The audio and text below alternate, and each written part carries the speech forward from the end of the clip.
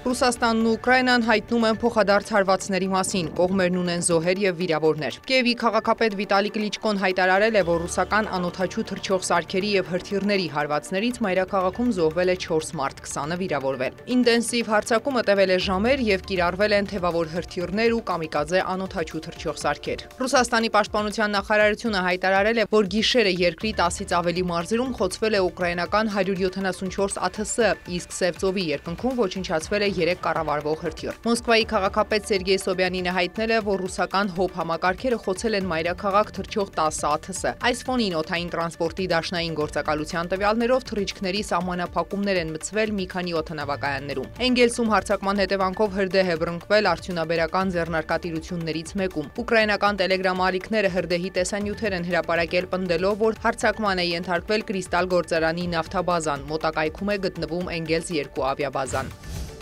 Ուկրաինայի հարվածները Ռուսաստանի ռազմավարական ավիացիային կարող են դառնալ խաղաղության խթան, հայտարարել է ԱՄՆ նախագահի հատուկ ներկայացուցիչ Քիթ Քելոգը։ Նրա խոսքով մարտի դաշտում իրավիճակը հնարավոր է փոխել համարձակ քայլերով։ Հաշվի առնելով պատմությունը եւ իմ ռազմական փորձը կարող եմ ասել, որ քաջ առաջնորդությունը եւ համարձակ գործողությունները կարող են փոխել ռազմական իրավիճակը, գրել է Քիթ Քելոգը։ Նրա խոսքով նման առաջնորդություն ցուցաբերել են Ուկրաինայի անվտանգության ծառայությունը, պաշտպանության նախարարության գլխավոր հետախուզության վարչությունը եւ պաշտպանության նախարար Ռուստեմ Ումերովը։ Երկու կողմն էլ պետք է հավատարիմ լինեն նախագահ Թրամփի առաքելությանը, դադարեցնել արյունահեղությունը եւ ավարտել պատերազմը, գրել է Քելոգը։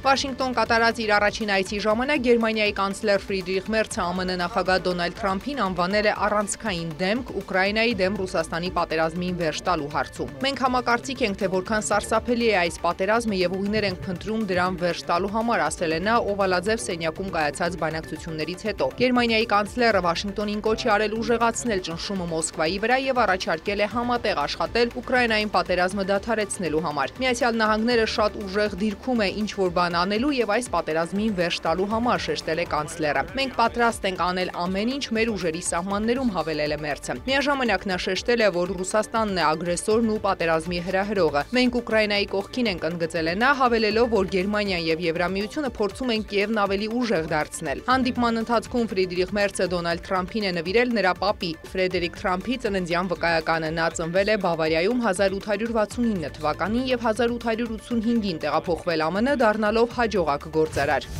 Ամերիկացի միլիարդատեր Իլոն Մասկի եւ ԱՄՆ նախագահ Դոնալդ Թրամփի միջև լարվածությունը սրվում է։ Կողմերը շարունակում են միմյանց վիրավորել եւ մեղադրանքներ պարունակող գրառումներ կատարել։ Բլումբերգը հայտնել է, որ Իլոն Մասկի կարողությունը 1 օրում նվազել է 34 միլիարդ դոլարով։ Ավելի վաղ ԱՄՆ նախագահ Դոնալդ Թրամփը հայտարարել էր, որ շատ զարմացած եւ հիասթափված է, որ Մասկը քննադատում է բյուջեի մասին օրինագիծը։ Իլոն Մասկը, որն ավելի քան 250 միլիոն դոլար է ծախսել Թրամփի նախընտրական արշավի շրջանակում, վրդովմունք էր հայտնել, որ ԱՄՆ նախագահը չի գնահատել իրեն։ Նա նշել էր, որ Թրամփն առանց իր օգնության չէր հաղթի ընտրություններում։ Իլոնի հետ մենք հիանալի հարաբերություններ ունենք, չգիտեմ հիմա դրանք այդպիսին կլինեն, թե ոչ, հինգշաբթի Սպիտակ տանը լրագրողներին ասել է Թրամփը։ Մերի Ներսիսյան, լուրեր։